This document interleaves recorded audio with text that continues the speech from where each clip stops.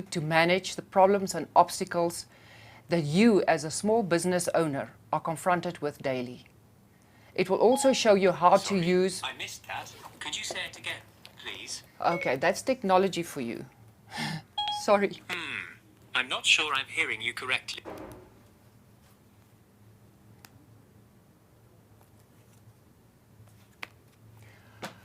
Wat hom net vir my uit.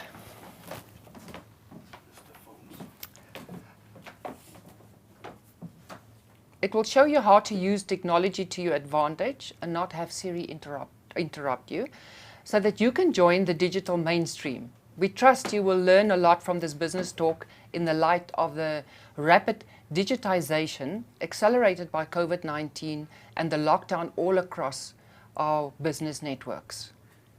This series aims to teach you how to step up your game, to address the immediate crisis, and to guide you to business in the next normal. Today we are dealing with a topic that is on most people's minds. Do I take the leap? Is it possible? It is possible. We have invited Kauna Ndalila. She's the Managing Director of Business Financial Solutions. Toivo Angula, who is with us in the studio today. He's an architect of Toivo Nangula Architects. And Felicia Uester. She's Manager at Enterprise Direct at Standard Bank. They will share their expertise and walk with us through the lens of their own professional journeys. This first talk, It is Possible, will address how do I know I can do it? Make up your mind where to start and how. Setting your goals, monitoring progress, and deciding on the scope of your business. Let me introduce to you our first speaker, Toivo Nangulu. He's the owner of Toini Nangulu Architects. His childhood and his existence personifies the African saying that it takes a village to raise a child. Now, Toivo uses his knowledge of love and kindness and compassion as he continues to embark on not only building his own empire, but also to empower the young Namibians. Given the limited time that we have, let's get started. Now, Toivo, you engage young people. What is the scope for a young person to enter the profession, to become an architect? Thank you very much, Desiree, for the platform, for the question. For one to become, you can only be called an architect in Namibia if you are a registered architect. So meaning, if you have written your board exam and you've done your in training, and then that's how you become an architect. But on the contrary, everybody believes once you go through tertiary and you graduate as an architect with your undergrad, you are basically called an architect. Okay. So let's start from the beginning. I would say taking it back to high school. So do your video, okay? Yeah. So you just need basically you need to be in the right field of study, okay, which is your basically your science field. You need to have maths, physics, and then apply to tertiary institution, be it South Africa or abroad. And I'm sure they will ask you if you probably HIXI maybe have 4 or 3 HIXI subjects. And then you embark upon that study. Once you graduate from that, your whole 6-year or 5-year training undergrad, you become an architect with a degree, and then you still have to go register with the Namibian Institute of Architects and Namibia Council of Architects and Quantity Surveyors, and you go into training, which I think is 2 to 3 years in training period, and then you become eligible to write. They will assess you in that period, okay. And then once you're eligible, you write your board exams. Once you pass that, I think the pass rate is about 80%. Once you pass that, then you can now be called an architect, and you will now be eligible to open up your own practice. Okay. I don't know about you, but for me, a stereotype vision that I have of architects as old men with funky clothes. And with that, we're going to move over to Toivo's presentation. Thank you.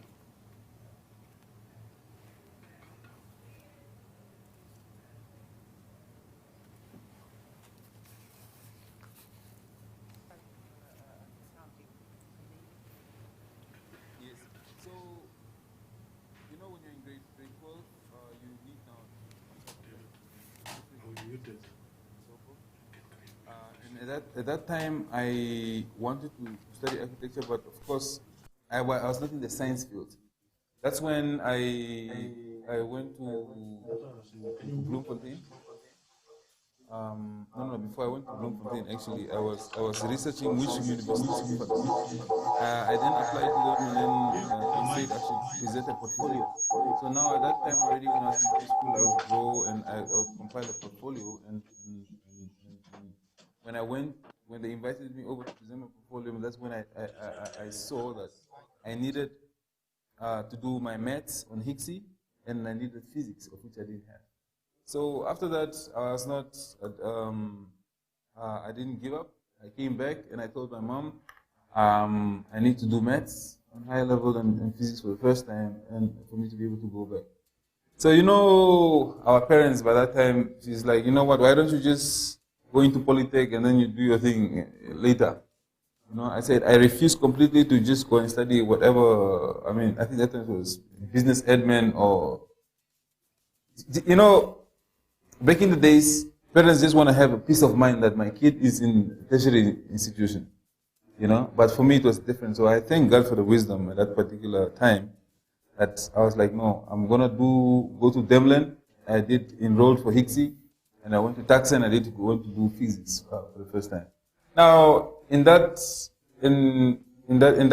time, as all this is happening, I would now also approach different companies, architectural firms that I would do my internship or practicals basically. I just approached them and say, you know, sir, how are you? My name is Toivo, and I really am very intrigued in this career. Could you please give me the opportunity so I can just probably even just fold your papers if I have to? They say, okay, you know what? I see you're very enthusiastic. Go into the boardroom, start folding papers for municipal submission, for example. And without knowing, I think 2 months after, he moved me into a computer, and then I started drafting. They taught me how to use KDE at that time, you know. And that's how the lab even started growing. Now, while all this is happening, adverts were popped out in the newspaper. You know, I picked up a paper one day and was like, oh, scholarship, I think there's 1 architect, 3 engineers, and 1 agricultural engineer. I decided, you know what, yeah, who knows, this could be my time. I took that newspaper and then I applied for that scholarship. I didn't really pay mind to it, and then I think a year or months after, here comes a call. Yo, Mr. Toivo, we've just, please come for an interview. You've been selected as one of the 4 that's going to study architecture abroad. Now, you had the opportunity to go to Cuba. Yes, that's wonderful. I studied you in must Cuba. Have been so beautiful excited. Place. You know, Cuba is under a socialist, under socialist state. So it was something very, very different for me, you know. And you know, in my mind, I just wanted to cross borders. I mean, fly over the oceans and so forth. So I didn't really, South Africa was not even in my mind anymore. You know, I just wanted to go to the Americas, you know. But of course, when we got there, it's not really what we expected. You know, we're not used to, you cannot really simulate an economy that you're not used to. You know, when we got there, things were completely different, you know. But I was not basically diverted. My focus was not diverted by that because I knew exactly what I come there for, which is my education. So I just took that as a hurdle and focused on my education, met other people from other different countries, people from Peru, Bolivia, Syria, Vietnam, you know. So it's like I was literally traveling the world in one place, yes. You know. And of course, I started doing some business there. That's because of the economy. Of course, it's hard. You can't really get access to everything, you know. And I started selling computers, MP3s. I had a small cash loan for the students. Because I would know which country would get paid when, you know, stipend, of course. I think I just think that is so true of the Namibian, and especially the Wambu speaking people. Yes. They always buying and selling, you know, that nature. Yeah, so basically, that's where really my entrepreneurial spirit was derived. Okay. All right. Now, but that all sounds very wonderful. But if I think what you're just saying to me is that even as a young boy, you were completely set, you had a very clear vision of what it was that you wanted, and you were not going to persuade, which is what you need in business today. Yes. Even, you know, from a young age, for any entrepreneur, how important that is to stay focused to your passion and your interest that you have, and not let other people sway you into other ideas because it just seems easier. If you want to maybe just get that message out there of how important that was for you. You see, I always say, I like to give this analogy of the track. Yeah? See, when you're running 100 meters, for example, you got Frankie Fredericks, you got your Usain Bolt or whoever. You understand? Yeah. See, when these guys, when they're all told, get set, be on your marks, and so forth. Yeah. They are preparing themselves. That's like a business. You understand? You know, but at that particular time, these guys are preparing themselves. That's the same as business. Do you understand? You prepare your mindset to go to war when you're in business. Do you understand? Because you are literally, you're not fighting, but you must understand that it's like you're in a pond. Competition. It's a competition. It's a competition, probably even a virtual one. Do you understand? So, when it says, get on your marks, nobody looks on the side, on the other side. You only look straight, which is your track, and looking at the finish line. Yes. That is what is important. So, the moment that gun goes off, now, that is, when the gun goes off, it means you also have started, you're jumping into business. So, you are set. And when that gun goes off, you are running and you are running for the finishing line. The moment you are running and you start looking at the person next to you, you lose momentum completely. Yeah. Now, when you lose momentum, the other person is going to win. Now, why I like that, the analogy I'm using is because that it doesn't really matter if the other person finishes before you. The other one might finish first with different time. The other some might be behind you. But you see people always, some are overtaking and so forth. The moral of the story is that even though you are in the same race, just focus on the finish line and focus on your vision as long as you meet the end goal. Stay in your lane. If you stay in your lane, nothing will happen to you. But if you're diverting or you're running skew and so forth, you will never really finish on time. And your time will be delayed when you are actually supposed to finish at the right time. Yeah. So, sometimes when you are delayed, it doesn't really mean that you're going to finish late. But at the end of the day, you're going to finish. That's what's most important. Okay, so you came back and then you started working in an architectural firm in Windhoek. Yeah. And then you ventured out on your own. Mm-hmm. What made you decide to do that?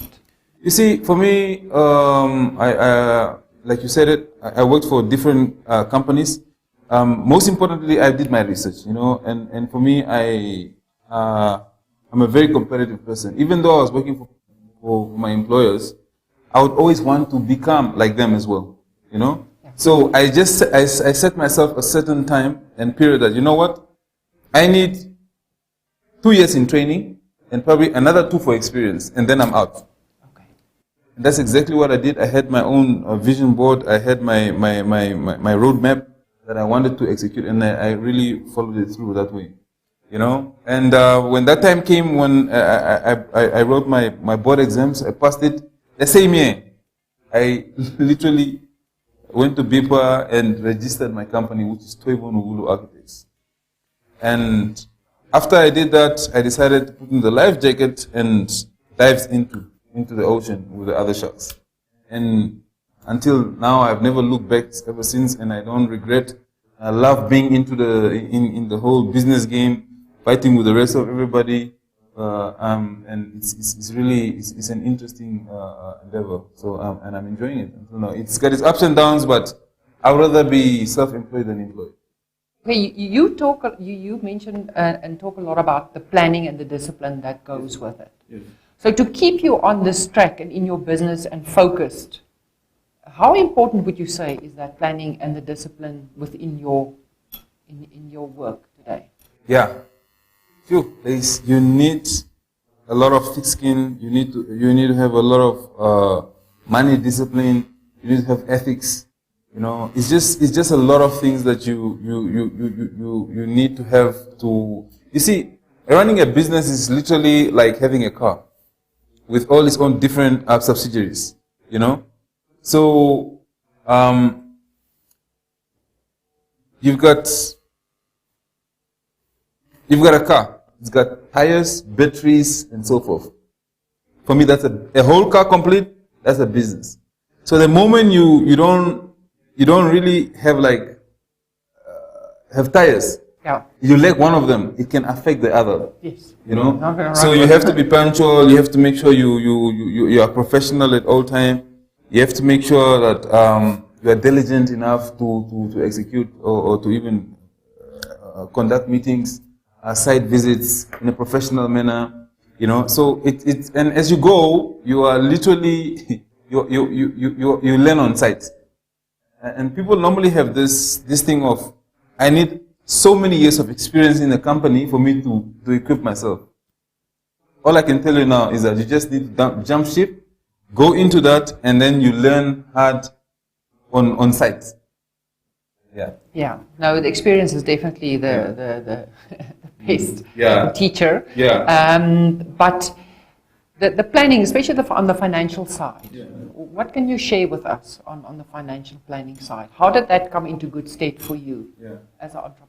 Honestly speaking, when you're an entrepreneur, I'll say you need to, first and foremost, you need to access your profit and loss. Because at the end of the day, the goal of running a business is to make a profit. It's not just running a business, you know. So, and when you run a business, you're making your profits. In your profits, how much of your profits are you literally using to reinvest in your business?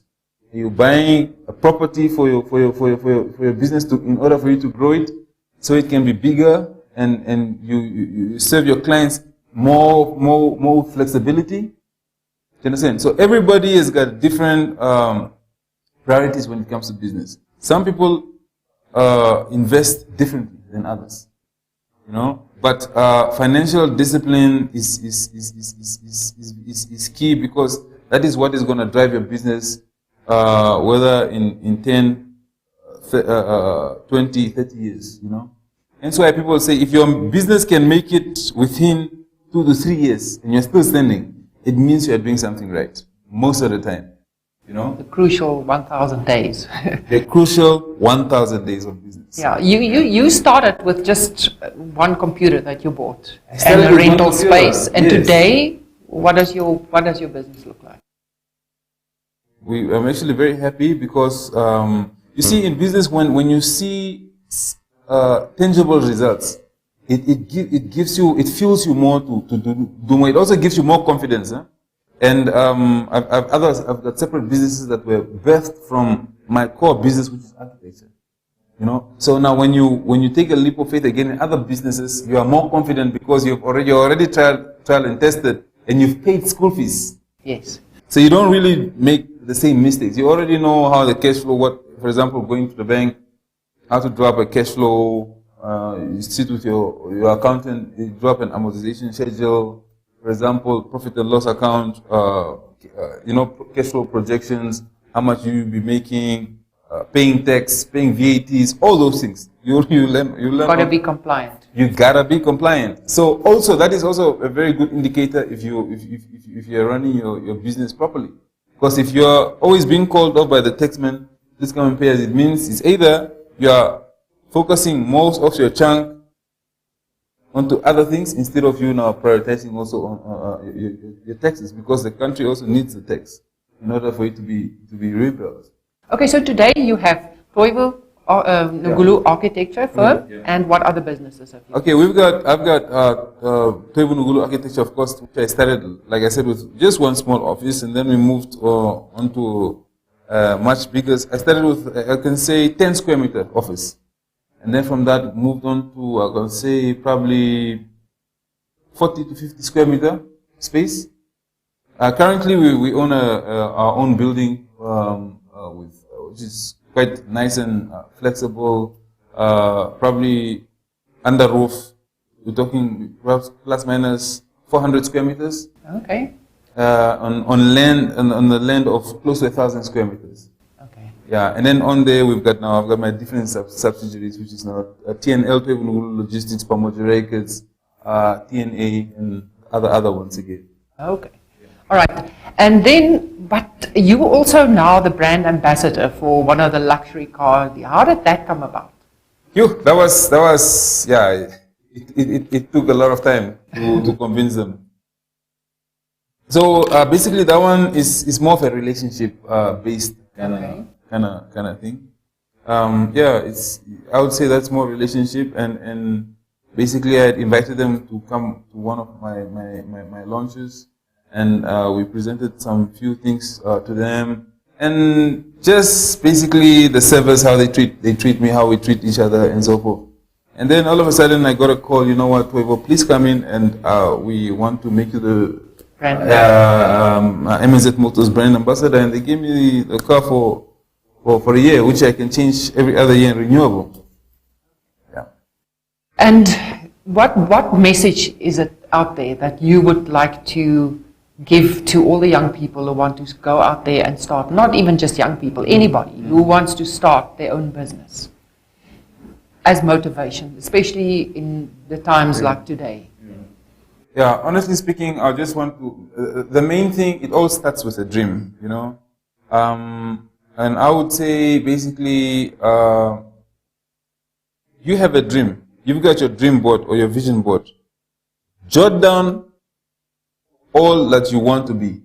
If you want a nice car, and yeah, the story goes on, because everybody's got different dreams, you know. But I'll say just stick to your dream, and forget about being diverted or having an obscured vision because of what other people are doing. Probably they might be doing better than you, and so forth. Yeah. So basically, just confidence is also key, because once you're confident, you would not be wavered by any other person. All right. Now that's definitely for certain. I mean, if you can match your passion and your interests, and also with what you are good at, if you have that combination and you stay focused, and then of course, the bigger you dream, the bigger your reality will be. The bigger reality will be. So the bigger the risk, the bigger the rewards. So at the end of the day, if you want to stay employed, it's your choice. So you get a salary. If you want to jump ship and take a leap of faith and open up your own business and get big contracts, the bigger the reward. So it's really up to you and yourself to see how comfortable you want to be. So you can't really be comfortable and want to live big. That's all I can say. But you studied off.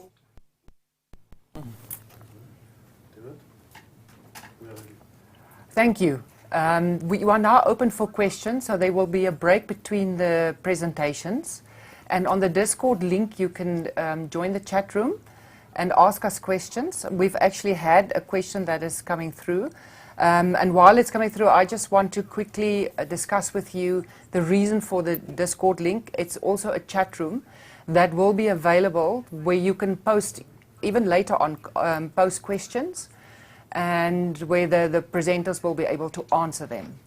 Now, the competition, courtesy of Standard Bank, the 10,000 Namibia dollars that has been given to grow or start your business.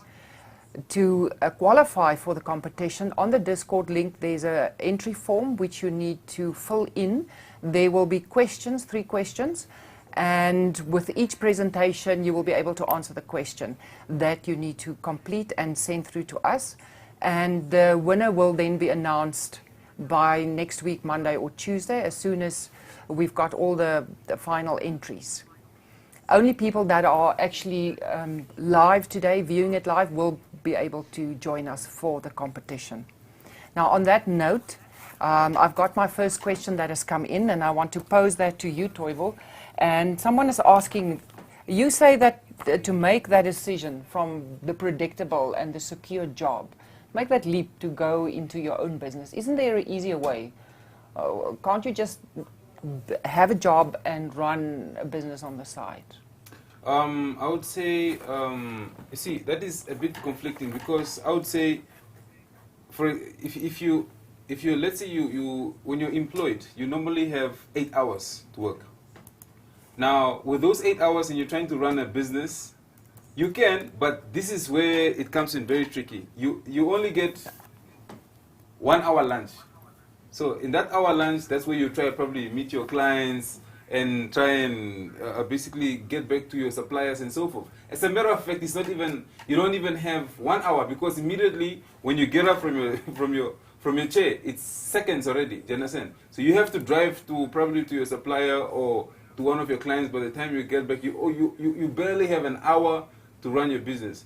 And then when you come and so there are also two things that suffer. It's either your business is going to suffer or your employer's business is suffering, because you might end up stealing time from the company and then while you're prioritizing yours. So I think it's only fair to really, if you really want to go into business and be focused, and just take the leap of faith and do one thing. However, there are people that also are flexible, are able to run their business probably online on after hours. So I wouldn't really say that it is not possible, but I just advise, it really depends on the kind of business. If it's online, for example, you're selling shoes online or clothes online, then that's probably a bit more flexible.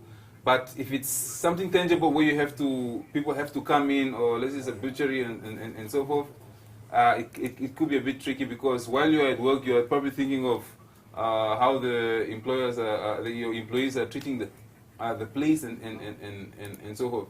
So my answer to that is that it really depends on the kind of business. But I would really advise, if you want to go into business and you really want to be a business person, take the leap of faith. And it's never too late to start, but you just have to start. Just start. Okay, we've got questions coming in while we're still waiting for people to type away. We've got Iron Lady and Janet coming in. There was another question here, and for you, if you had to start again tomorrow, what will your advice be to yourself? A lot of research. A lot of research, but I'll still start all over again. You know, before you start a business, like I always say, it's always good to give yourself at least 80% of research, and then just leave 20% to chance. You know, so and that's with basically every business that you embark upon. Okay, we're still waiting for someone to come through. Someone says here that they think they need a lot of muscle to take the leap. Yeah. You don't really need a lot of muscle. You need a lot of brain muscles, yes, that you need, because you need to be mentally fit and prepared in order for you. You see, remember when you are used to and you are very comfortable just receiving a salary, and a salary is something very comfortable. It's like a cushion that you don't even worry about. Now you have to worry about paying the bills from yourself. You need to wake up and hunt for yourself. So it's literally like if you're in the jungle, you're going in the jungle and make sure you are hunting for that springbok or the kudu. You are going hunting instead of the meat being brought to you.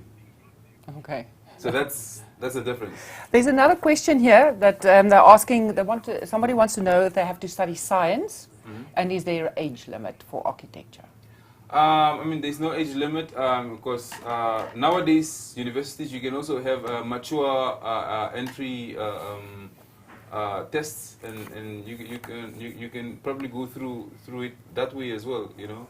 But the science that I was referring to is that normally, if you're in the science field, that's when it's much more easier for you to be able to get enrolled, because they normally ask for maths and physics. And when you're in the commerce field, you are more focused on your accounting and your economics, and so it can be a bit, it can be an advantage to you later, because then you might be forced to do physics like I did, and you already wasted a year. So for me, every year wasted is millions wasted, because you could have made a lot of net profit in that year.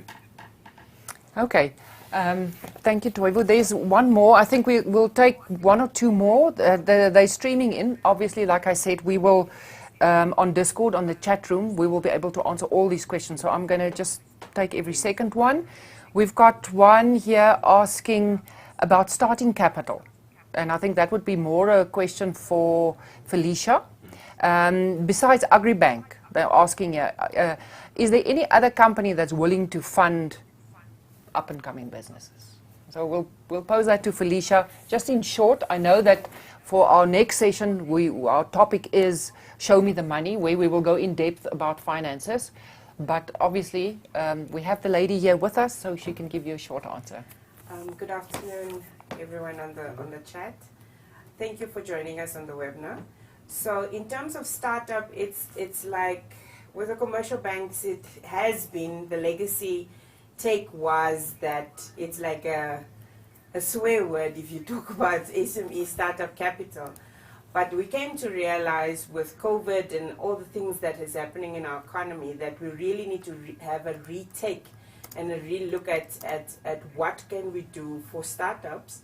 So I do believe that the banks are coming together with Development Bank, with things like the credit guarantee scheme, to bridge that gap in terms of startup, as well as in terms of startup capital. You must understand that from a banking perspective, or anyone that would finance your business for startup, there's two very critical items that you need to display to any investor, whether it is a commercial bank, whether it is a partner in your business, and that is that your business must have a sound business case.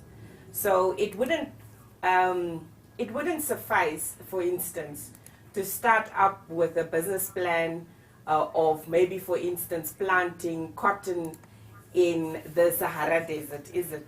So you need to make sure that your business case is sound, that it makes sense. That's one. And then the second one is, for us as an investor, Standard Bank as an investor to your business, or a probable investor to your business, we would want to understand what are you bringing to the table. And second, and then also in that same vein, repayment abilities is quite important.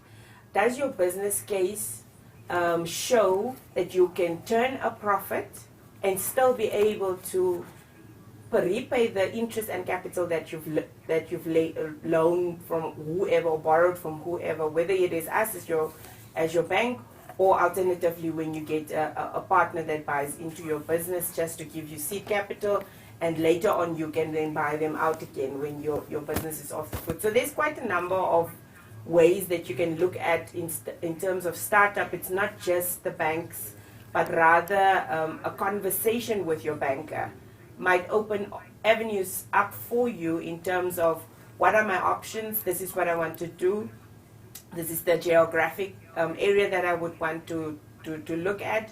I do believe in Namibia we have also now, after COVID, realized that our SMEs are calling for trade. So import, export, are you doing that? So it's a lengthy discussion, and that discussion starts with what is the business case. Thank you. Thank you so much to Felicia. I think we're going to carry on with our next presentation. And saying that, concluding to what Toivo said about taking that leap, and we're now going to speak to Kauna. The question I want to ask Kauna, what made you move away from from social work to taking this leap and into this turbulent waters, financial waters that you are in now?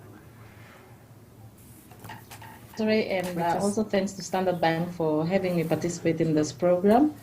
As a social worker and community development officer, I realized that a number of social problems were actually due to people not able to take charge of their financial affairs and the economic lifespan or lifestyle. And as a result, there's a lot of manifestation that actually are rather undesirable. And we see it even in today's life. If you look at the social ills, whether it's not child abuse, women abuse, in uneducated children, it's because people are unable to provide for themselves. So I decided to go back to school, and I studied economics and eventually finance to enable me and educate my co-citizen on how to create financial value for themselves. And that's why I am now in this business where I support small businesses.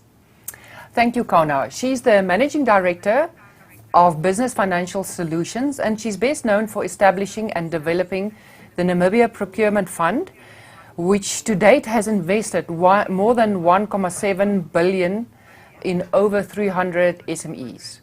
Through this process, she has contributed to help create more than 6,000 jobs. Now we're going to move on to Kauna's video, and we're going to hear what she has to say of It Is Possible. Thank you.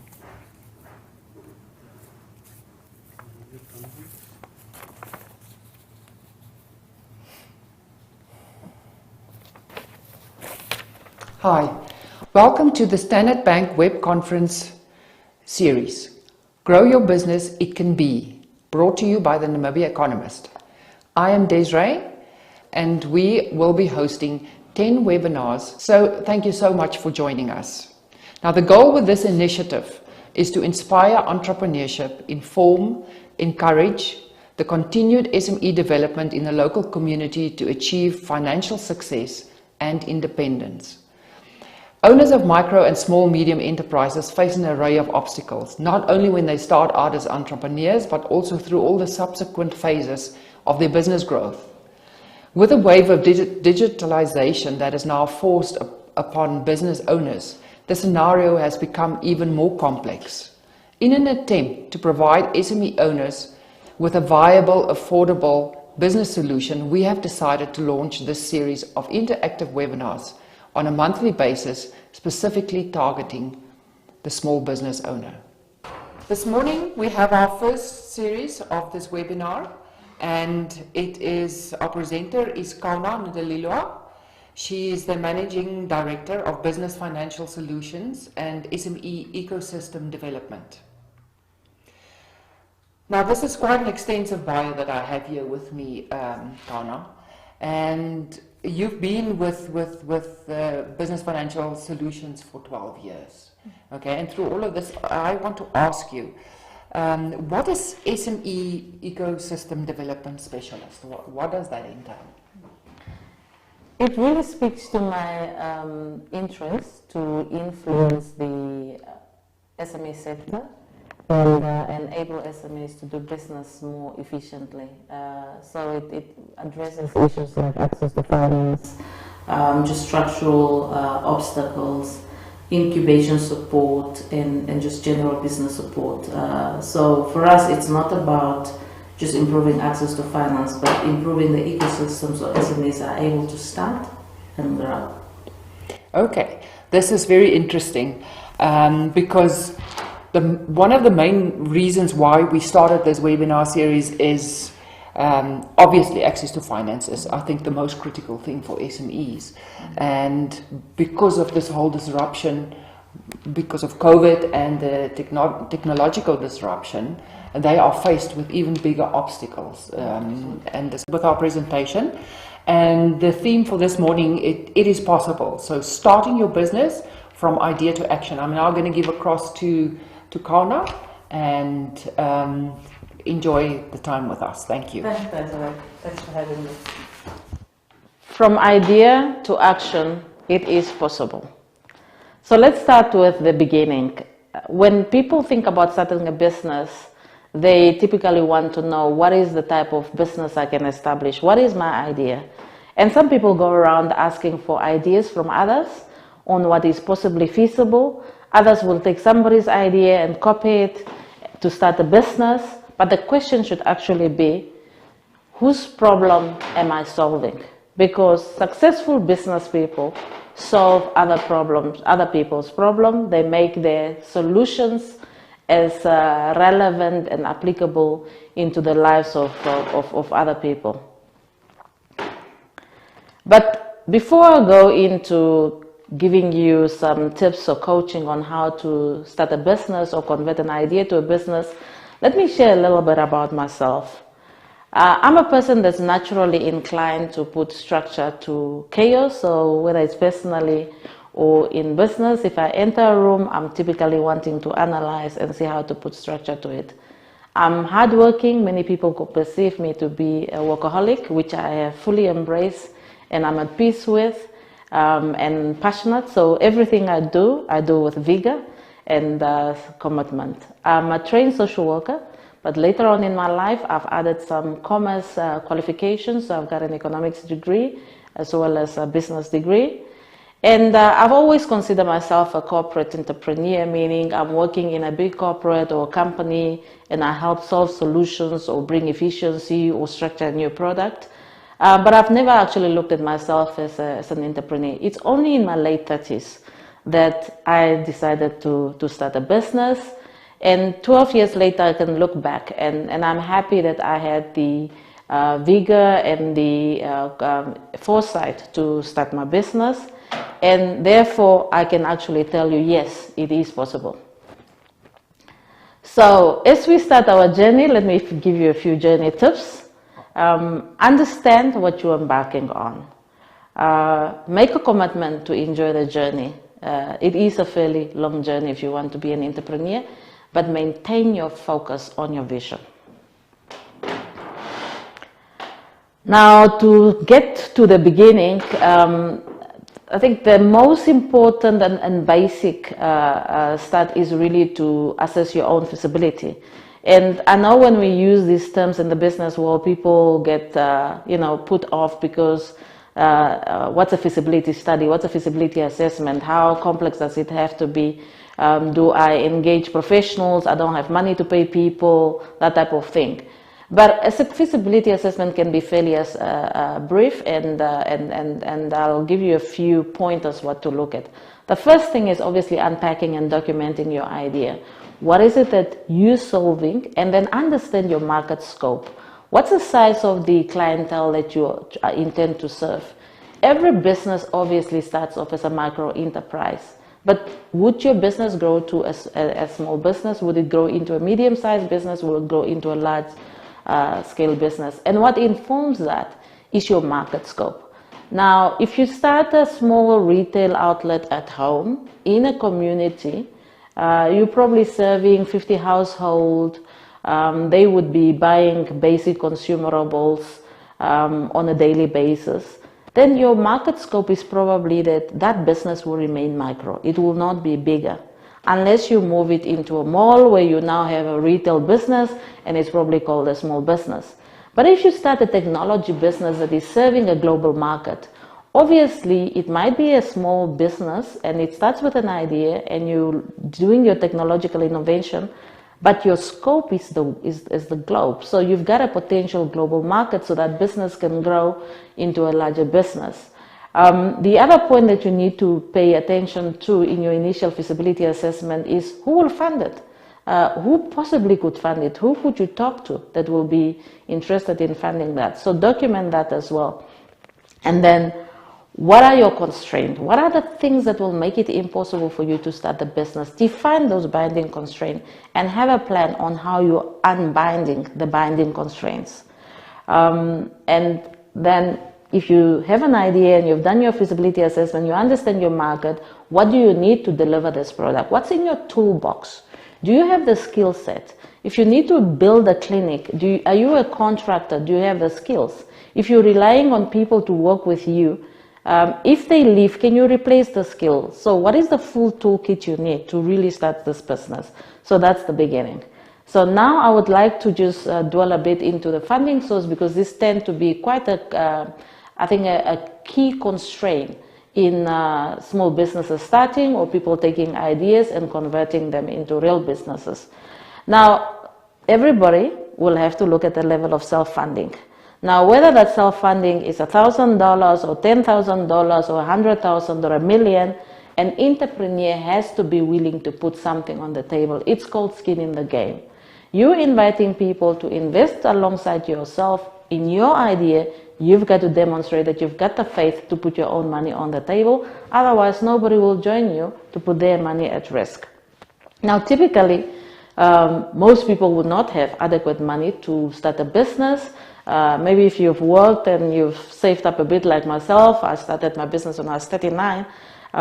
So at that point, you probably have a level of asset and you can start something, but it might not be adequate. So you go to what you call friends, fools, and family.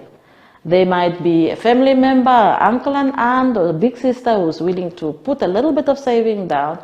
But even if you put your FFF and your own money on the table, it might be that it's not adequate. So you would typically go to debt funding, and this is typically commercial banks or development bank, and you'll start your business. But if you're doing, for example, setting up a manufacturing enterprise and you started with debt capital, it might be that it's not the right structure of funding.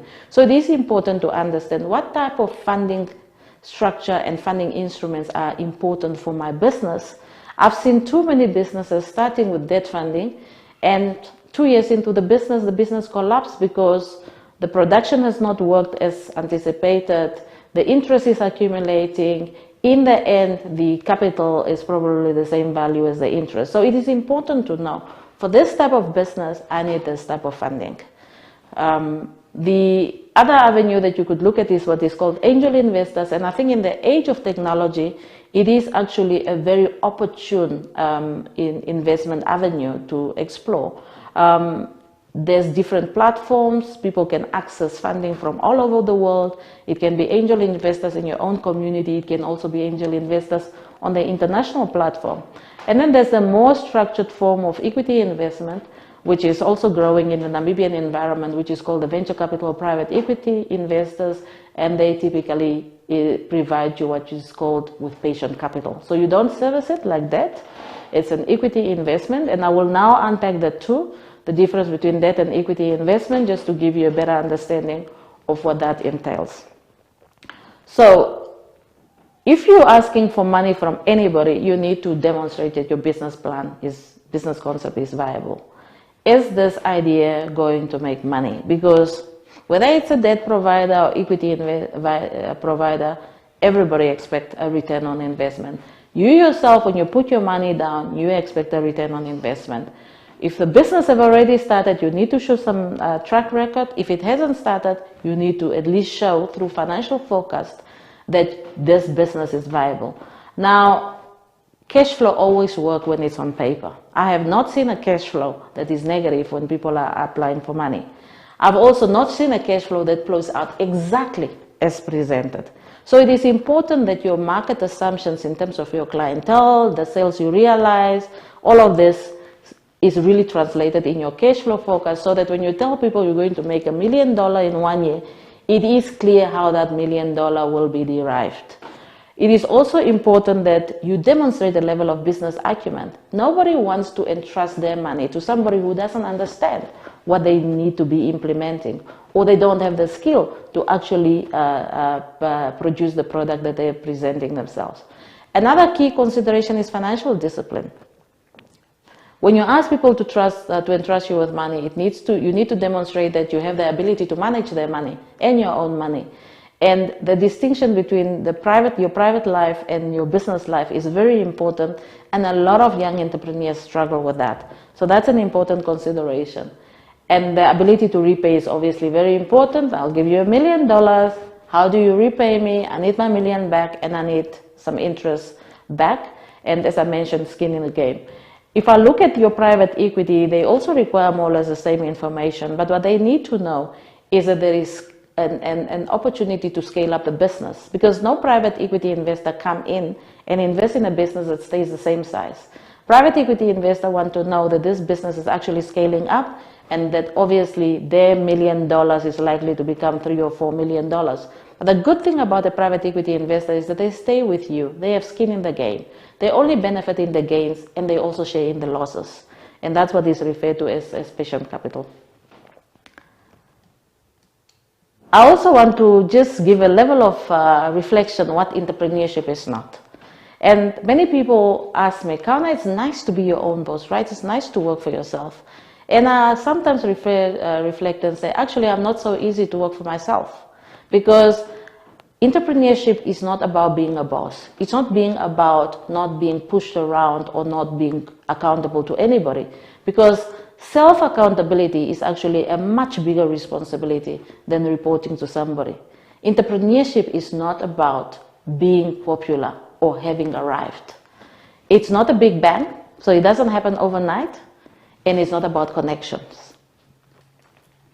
So therefore, please understand what your business cycle is. Where are you? What is this idea that you want to establish? It's a startup. But where does it fit into the ecosystem? What is the potential of its growth? Prepare to engage with your investors. I've seen too many people going to a financial house or investment house, and they have no idea what they actually do. So you engage somebody and you have no idea what they can offer you, and therefore the discussion cannot be constructive. In today's age, Google, on your way there, in a taxi, pull up your phone, you've got some data. Don't just use the data for social media and communication. Use the data to inform yourself and prepare yourself for meetings. Educate yourself continuously. There is really no end to learning if you're an entrepreneur. The market that you're serving is dynamic and it's changing, and therefore you need to stay on top of your game and be competitive. Other people are entering the market, so it's important that there's a level of investment in self-education. And self-education is not necessarily referring to formal education. I think formal education is overrated. There's a level of relevance of formal education. But being an entrepreneur also rely on other skills and intuitive skills and the ability to read the market, the ability to see an opportunity, which you cannot really learn from textbooks. It is important that you ensure relevance. Many businesses start and they close because they become irrelevant. They don't move with the times. And other entrepreneurs come on the market, they introduce new product and they become irrelevant. So if you want to be a successful entrepreneur, you've got to continuously be reinventing yourself and ensuring your relevance. And that means being in touch with your market. You need to understand what your client wants. There's many people who are artists and they draw beautiful pictures, but not every artist is a selling artist. My product is as relevant as the party that buys it, not as relevant as I deem it. Because if I thought my glass is beautiful, I can buy all my glasses for myself and see how much money I make. But if I'm producing glasses, people who love glasses or who have uses of glasses need to see that my glass is better than my competitor's glass. It's also important to continuously have an active relationship with your financier. When you have challenges, communicate. Don't just come to your financier when you need funding. And when there's other, challenges, you don't communicate. The last thing financier hate is to discover challenges when there's an inability to pay. So it's important that the relationship with this financier is a constructive one. I started by sharing a little bit about my story. I'll now, as I go into conclusion, share a bit of my story. And you'll see, you may recall that one of the slides that I had was saying, am I a born entrepreneur? And I would like to answer it at this slide. I was probably more a shaped entrepreneur than a born entrepreneur. I might have some attributes that I'm born with that made it possible for me to be an entrepreneur. But the bulk of what I attribute my success to is formed and shaped.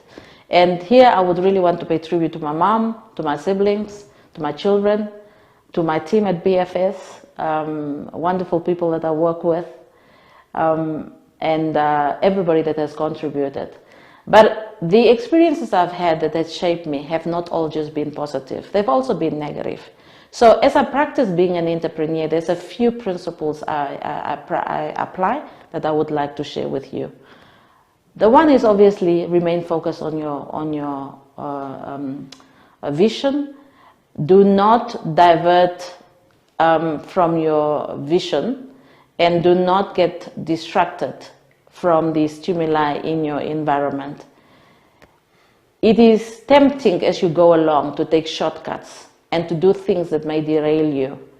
But success is not only through commercial benefits. Success also comes through other returns. As an entrepreneur, I'm satisfied, or I feel successful given that I'm living my purpose in enabling SMEs do better business, access finance better, and these are some of the values that I've learned not to compromise. Do many people get derailed through compromise and tests that come on their way? But I think it's important that one realize that if you apply the right values, eventually good happens to you. So as I conclude my presentation, I want to leave you with a few pointers for you to take with. Please do remember, attitude is altitude. If you look at any successful entrepreneur, there's something about their attitude. They can be defiant, they can be described as being hard-headed, they can be described as seeing opportunities where others don't see, but it's all about our perspective in life. You have to have the ability to see and to realize what you see. As I said, success is not a big bang, and when you start a business, it's your business. Many a times people feel, how can I support another Namibian to buy their products? What are the opportunities that are out there that you can embark upon where you can basically fill the gap for input substitution? Remember, it's not a sprint, it's a marathon. So you need to make sure that you're eating the right foods. We all know what carbohydrates does to the body if you don't complement it with proteins and vitamins. So it's all about a balanced diet in running a business. It's not just doing the same thing over and over again. You've got to train yourself, you've got to prepare yourself for the marathon. And as I said before, it's a journey. Do motivate yourself to enjoy the journey and have fun. Thank you, Kauna, for those inspiring words. Before we go over to your questions, I see there's still a lot of typing going on. It's coming through. I just want to answer some of the questions in the sense that Kauna's presentation will be available. We'll have it together with the videos. And all of the presentations today and the webinar will be available on the economist.today website, where you can access it afterwards, where you can share the link with your colleagues and with your friends, and at your own leisure rewind and watch it all again. Okay, now the first question that I have for Kauna, you were being asked, just give us an idea of how big your organization is, and does it not at times seem a bit overwhelming to carry all this responsibility? Thanks, Desiree. I run a firm of about 20 people. It's really two companies in one. One is the advisory firm and the other is the fund management firm.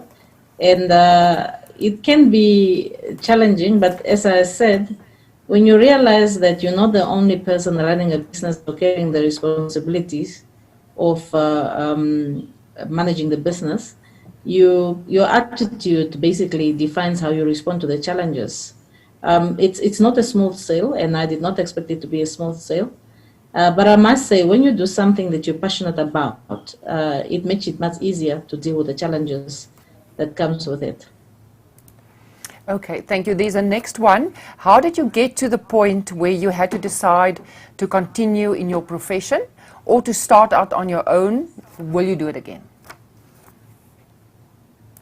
I definitely will do it again. There is value in pursuing and shaping your own intervention in a manner that you think you will add value, and to realize your own dreams, but also be meaningful to improve other people's livelihood. Nothing gives you joy like seeing a business start, grow, go through the hoops of challenges, and stabilize as a standing business, and that is very rewarding for me. Okay, we're going to do one last question. It's from Paprita. What are the factors to take into account before you want to put in extra capital in business that has been running for less than 3 months? I think less than 3 months is not an adequate time to not put capital in. When you start a business, typically they refer to it as a J curve. There's going to be a time before a business is cash flow generating. And during that time, a business owner needs to be willing to fund it or find ways of funding it. Now, depending on what you're doing, if you're creating a product that sells from 3 months, you will generate cash flows. But if you're in manufacturing, it might be that you only start generating cash flows in 8 months. So there's really no fixed term for when you start, when you need to decide whether you reinvest or not. It depends on the type of business that you're in and the lifespan or curves in terms of expectations for cash flow generation. But when you start a business, it's a long haul. Yes, most definitely. And then we'll go for one last question. To point out a fearless and successful entrepreneur, female entrepreneur in Windhoek, who will that be?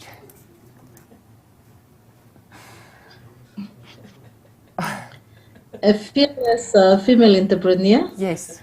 I think I will point to the First Lady. If you look at the time she started the venture capital finance business, and at the age that she did it, and given that it was uncharted water, it needed to be presented with a lot of guts and vigor.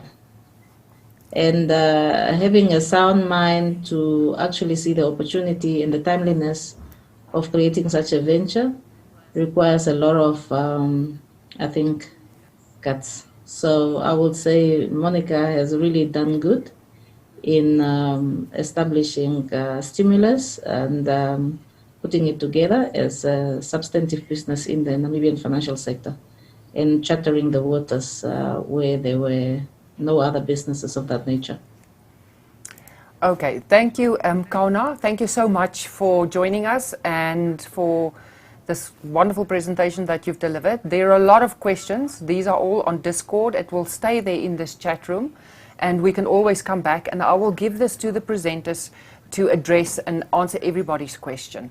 So thank you so much for all the questioners out there for joining this live discussions. You are more than welcome to also make remarks if you think you can add value to whatever somebody's asking in the chat room. And then again, remember to complete your entry form. It will not be available after this live streaming.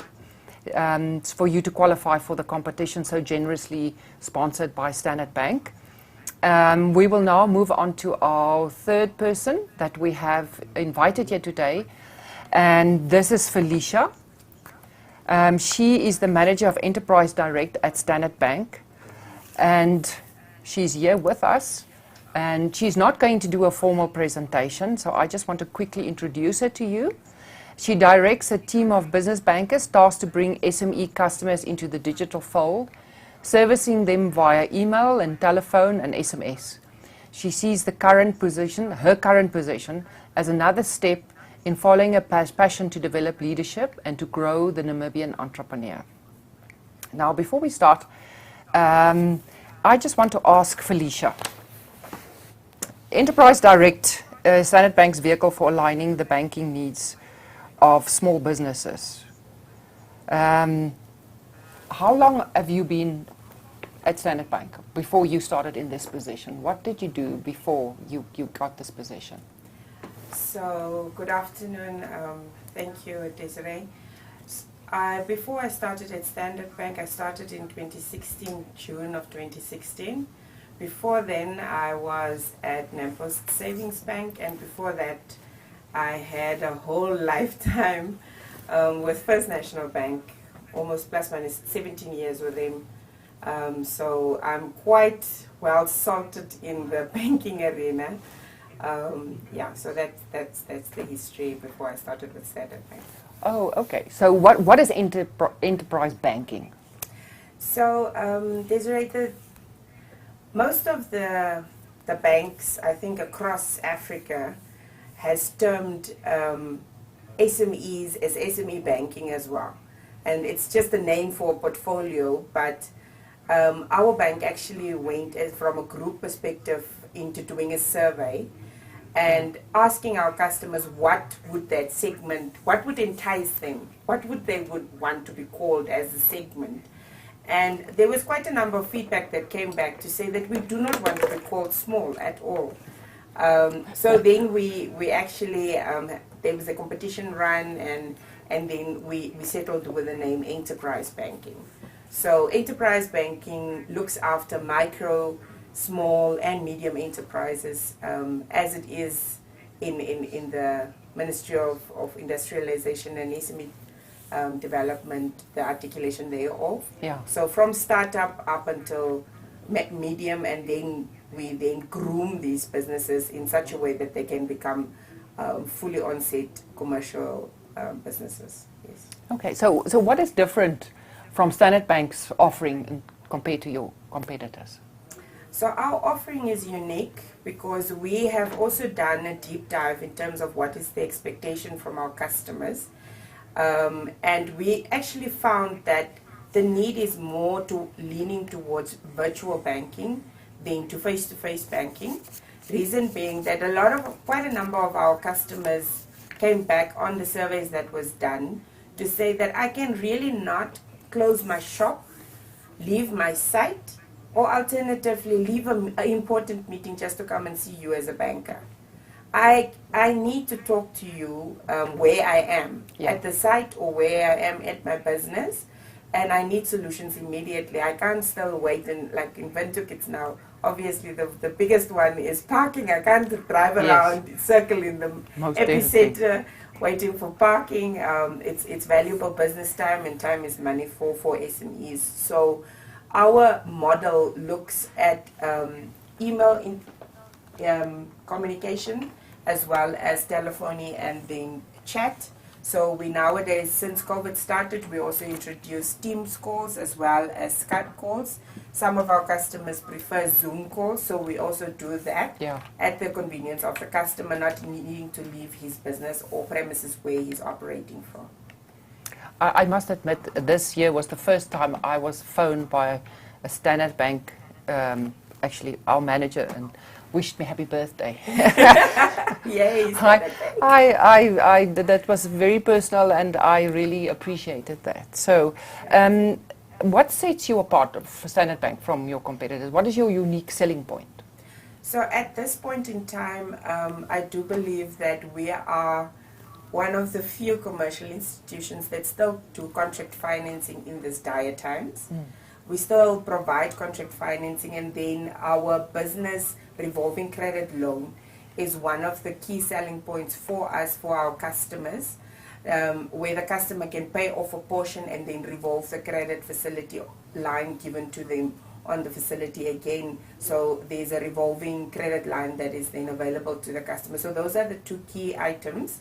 And then the third line one is, which we are really nailing, is the guarantee by bank. Customers, because of the time it takes for us to issue it, they prefer to do that with Standard Bank. Okay. How do you assess loan applications for a startup? So for a startup, we look at key principles, as I've alluded to earlier. First of all, we need to understand the business case. We need to understand how the flow of money goes into your business, what we call the value chain. So how do you receive money? How do you pay out money? Is there terms to receive money from your customers? So this is what we term as debtors. Do you have debtors that pay off within a certain period when you provide a service or good to them? Or do you get money immediately? And then we need to understand, are your items, whether goods or services, are they priced right for you to be able to make a profit? And from your profit, are you able to cover your expenses, and then secondary cover the loan repayment? And then the second item is the financials in terms of how you as an individual who's the owner of the business, what is your net worth? We look at that because most of the times the startup wouldn't have any financials for the business itself. So our first line of where we assess where we are with you, what we can advise you, is we look at your what we call your personal balance sheet. How many assets you have, how many liabilities you have, does your assets cover your liabilities, and then we would then take the conversation from there to steer you towards what are the possible solutions we can provide you or alternatives that you can look at. Yeah, and then there's also, all this lot of small businesses that still don't really have a proper bank account. Yes. So the importance of having that bank account and how you manage it. Can you elaborate a bit on that? So having a business bank account for the business that you are busy with is very critical because first of all, when you are in the beginning stages of your business, this would allow you to see what comes into your business, what goes out, and this is now particularly to do with flow of funds. While you are having that business bank account, you also score credibility with the bank. So we would then look at your behavior on that account to say, okay, we can take a risk on this amount with you because you honor your debtors, you honor your creditors, you honor your debit orders, you honor your fees and facilities. Yeah. So we can take a risk on you. However, maybe not for a long term and maybe not for a big value, but that is one of the things that we look at when we determine whether we can help you with your startup or alternatively later on, it will also count in your favor that you have a good track record with the bank. Obviously, it's not the only thing that we look at. So yes, and then thirdly, when most of the startups look out for opportunities for tenders and so on. So when there's a standing business account, it usually, I think 98% of the time you need to provide proof of the business has a bank account in its own name. Yeah. So it just makes it easier for you to react to such an opportunity when the business account is kept alive and it's operational and so on. Okay. And then of course now the big question. What are some of the things that I can do to help my business recover from this whole lockdown and COVID-19 that impacted so badly on all businesses? So just high level, I'm not going to go into detail today because I do believe that there's sessions that we will go into detail with these things. But just on a high level is we found ourselves in a situation where we would ask businesses, maybe you should diversify, number one, and not just fix on one service or good that you are delivering. Secondly, diversify into things that are now a demand. Maybe the good and service that you are providing currently is not a demand. So reevaluate in your geographical area of operations, what can you diversify in that's quick and easy to attain? And then things like maybe you should consider when you are in providing goods, for instance, consider partnering or alternatively providing a service of transport and delivery of the goods to the designated person rather opposed to having a shop where the person visits or your prospective customers visit. Looking at things like, are you visible on social media as a business? Are you marketing yourself on social media?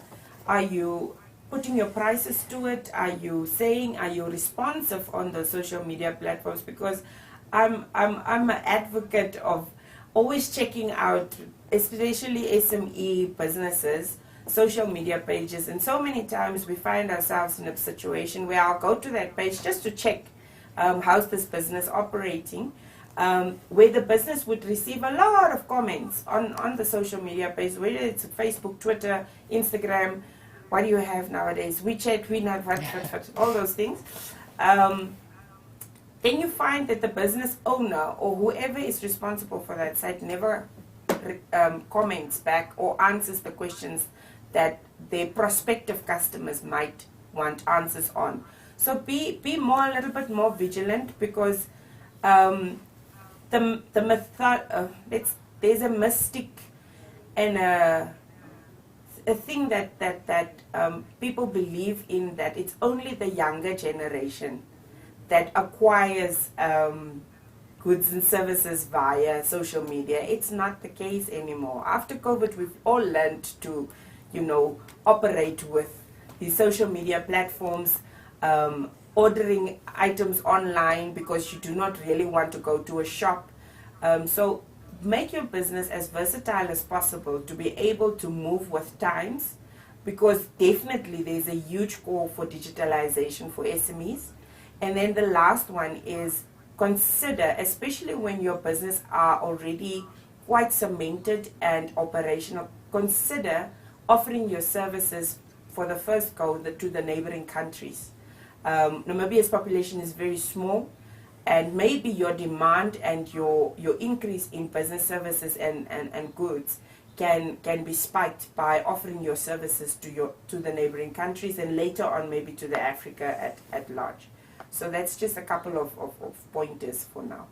Yes. No, I certainly think we all agree with that. But so you've now got all these digital channels to make it easier and more efficient for people to do banking and manage their accounts, do payments.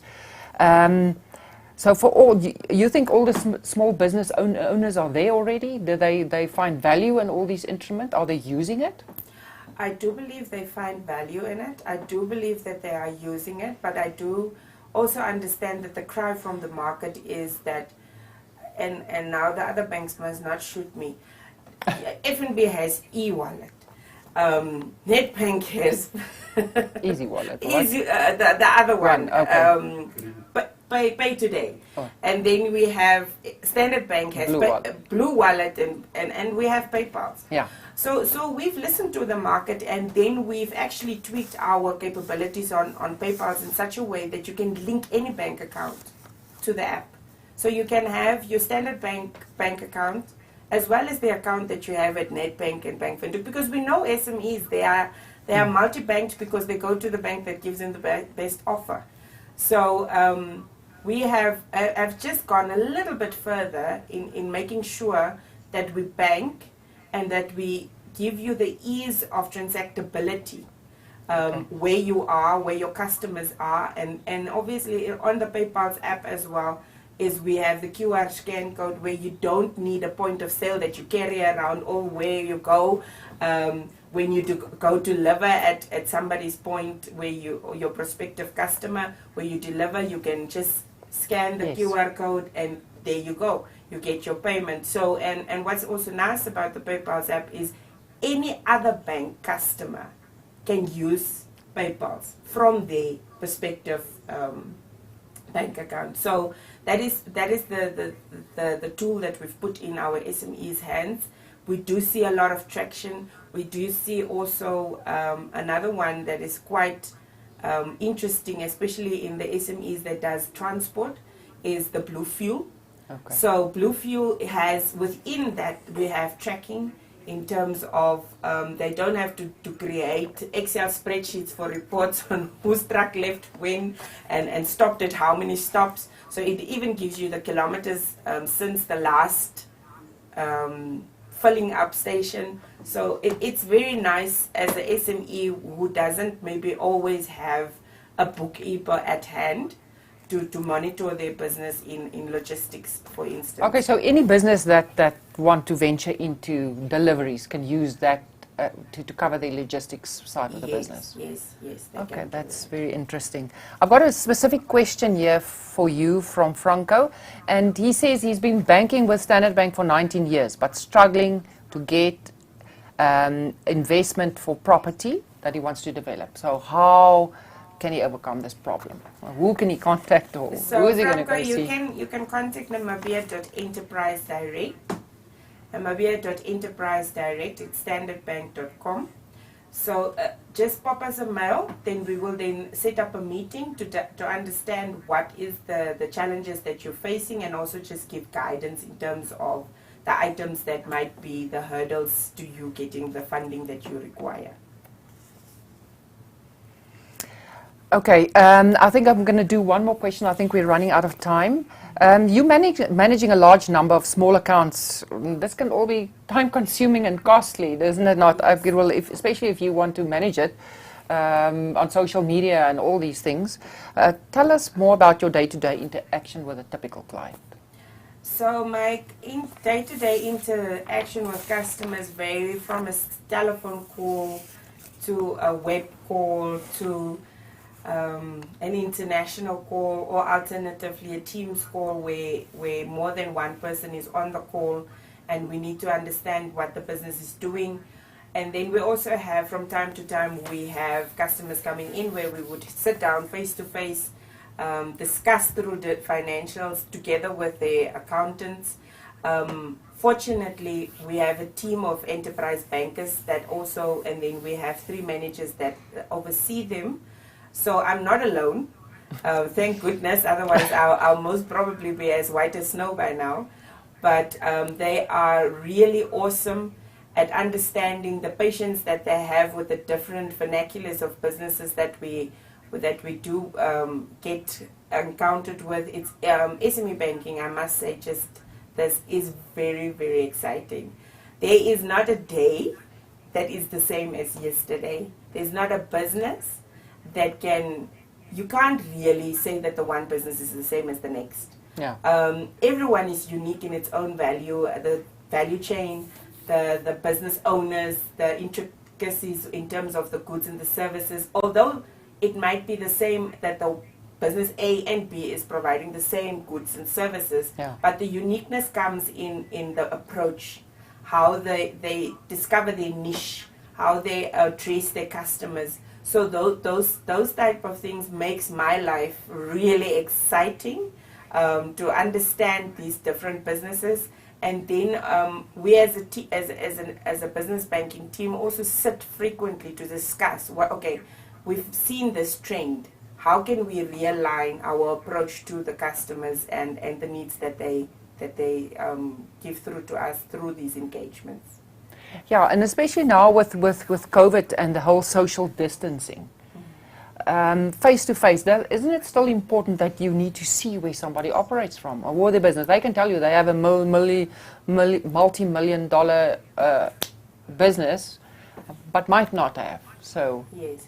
So that's why we have points of representation in all the regions and towns by way of our branches. Okay. So we would always make contact with the branch manager and the consultants that's on site to verify whether this business is legit, is it really operating the way that the customer has articulated it to us. Okay. So we still do that. Okay. And if the customer, obviously things like KYC documents, things like loan agreements still needs to be signed as a wet signature. Okay. So then the point of contact for the customer is then the branch in the different regions and towns.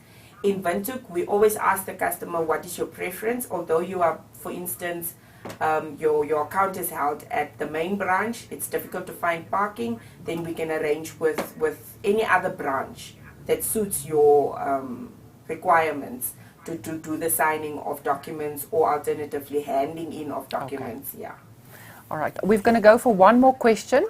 And the question is, how flexible is the banking system to trade with neighboring countries?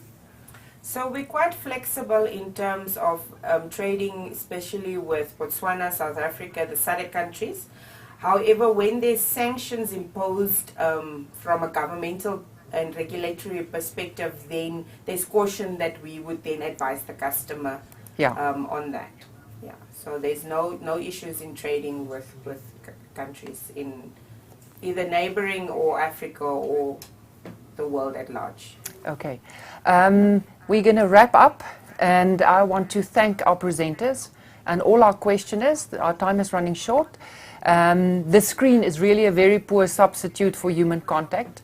I never realized how great it is to hug somebody or just to meet them for a cup of coffee. Especially we as women, we've been asking for flexible time to meet all the different needs that we need to juggle every day. But this whole new social distancing and interaction has really created a kind of distance bias that So there's pros and cons to all of this. Yes. So yes, it's taking time to get used to. I really want to take this time to sincerely thank the presenters, their time and the expertise that they've shared with us. And I wanted you to get a sense of what it entails to start your business and where to begin.